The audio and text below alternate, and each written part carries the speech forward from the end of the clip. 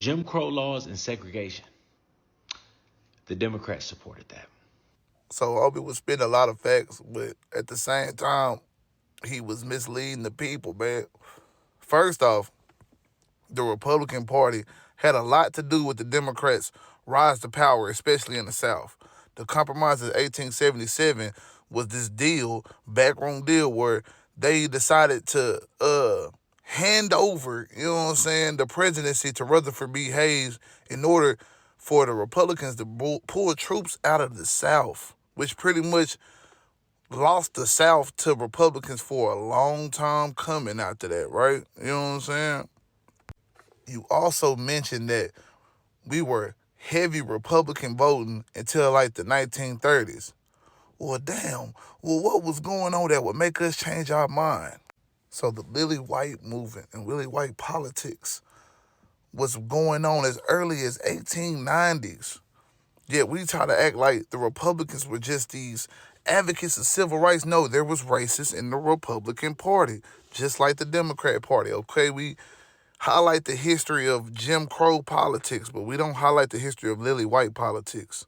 Yeah, all a part of the same bird, bro. At the end of the day, the Democrats and the Republicans, there's always been racism on both sides. Now, homie was right to say that Republicans voted in majorities on most of the civil rights acts that were passed in the 50s and 60s, right? But a lot of times you fall victim to your more prominent members of your party. Whereas, Lyndon Baines Johnson, Franklin D. Roosevelt put in a lot of shit for the working class people. And some people even say was the faces of like the civil rights as far as Lyndon Baines Johnson and John F. Kennedy and whatnot.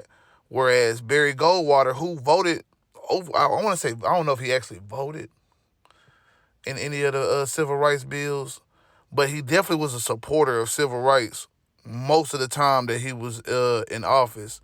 Yet he tended to switch sides at opportunistic times when legislation could have been passed earlier and things like that. So I think a lot of people forget the history of Barry Goldwater is really, it's iffy, man. It's iffy, bro. But a lot of black people were deterred from the Republican Party after Barry Goldwater drew criticism from Martin Luther King. You know what I'm saying?